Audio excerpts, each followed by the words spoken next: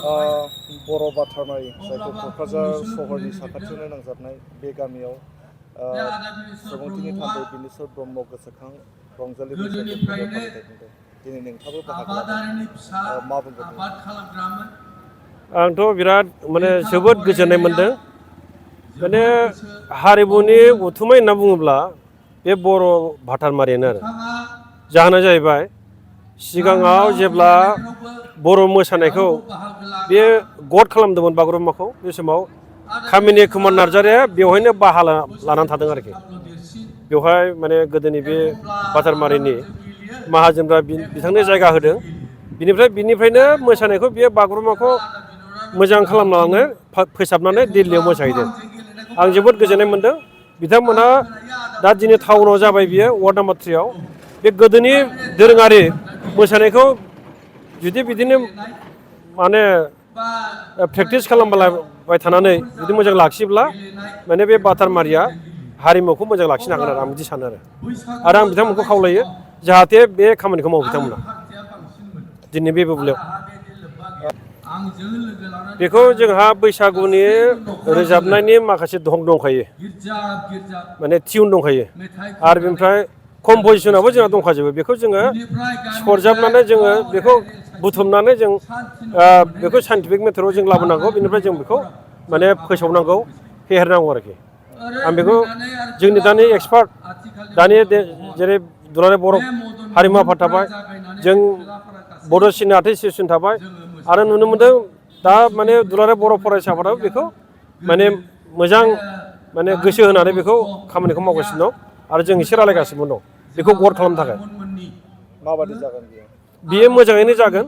ओमफ्राय बैसागुआ हाइलाइट जागोन आरो बैसागुआ जे मोनसे रंजानाय फोरबो बेखौ जों मोनसे गद खालामोब्ला साबसिननिफ्राय हामसिन जालांगोन आरो बर' हारिमु बे देंखो मुलुगाव।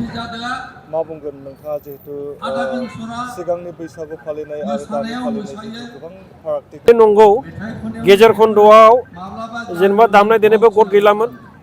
आवगायखासो बे खुनुरुखुम बिदिनो आफाखबनानै मेथाइ रोजाब बिथांमोना मागियोमोन, रंजायोमोन।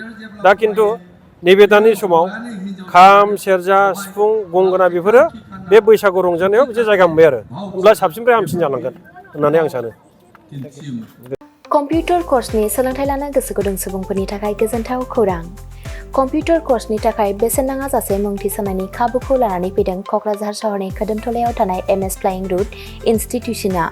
बयखौबो बेहाय क'क्राझार सिङाव थानाय खोदोमथला फ्लाइं रुट इनस्टिट्यूटआ हस्पिटेलिटी मेनेजमेन्ट आरो एभिएशननि अनगायै कम्पिउटार कर्सखौबो लन्च खालामनाय जादों गोदान। बेहाय दा फ्रि एडमिशन सोलिगासिनो दङ। जेरै जोङो JavaScript, web designing, CC programming बेखौ गासिखौबो होनाय जागोन। जायफोर केन्डिडेटफोरा गोसो दङ बेहाय थाबैनो रेजिस्ट्रेशन खालामनो हागोन। एडमिशन फ्रि सोलिगासिनो दं। एभिएशन आरो हस्पिटेलिटी मेनेजमेन्टनि फोरोंथाय होबोबाय थानायजों लोगोसेनो देग्लायनिफ्राय लानानै फैबावदों क'क्राझारनि MS फ्लाइं रुट इनस्टिट्यूशना कम्पिउटारनि कर्स। आखा-फाखा रोंग'सार फोरोंगिरि आरो मोजां खाबु थानाय बे फसंथानाव PG DCA, DCA, CCA, JavaScript, web designing, CC programming, illustrator, stenography with typing बायदि बायदि कम्पिउटार कर्सफोरनि फोरोंथायखौ नोंथांमोननो होनो थाखाय बे समाव नेनानै दङ क'क्राझारनि खोदोमथलायाव थानाय MS फ्लाइं रुट इनस्टिट्यूशना। गोदानै जागायनो लानाय कम्पिउटार कर्सनि थाखाय बे समाव MS फ्लाइं रुट इनस्टिट्यूशनाव गिबि खेबनि थाखाय मुं थिसनगिरिफोरा बेसेन होनाङालासे मुं थिसननायनि खाबुखौ मोननो हागोन। थारैनो नोंथाङाबो कम्पिउटारनि गियान सोलोंनो गोसो दङ नामा? जुदि गोसो दङ अब्ला गोबाव खालामाजासे क'क्राझारनि MS फ्लाइं रुट इनस्टिट्यूशनाव सुलाद लानो थाखाय नोंथाङा 9394796813 एबा 8099554765 जानबुं अनजिमायाव फोनांजाब खालामदो।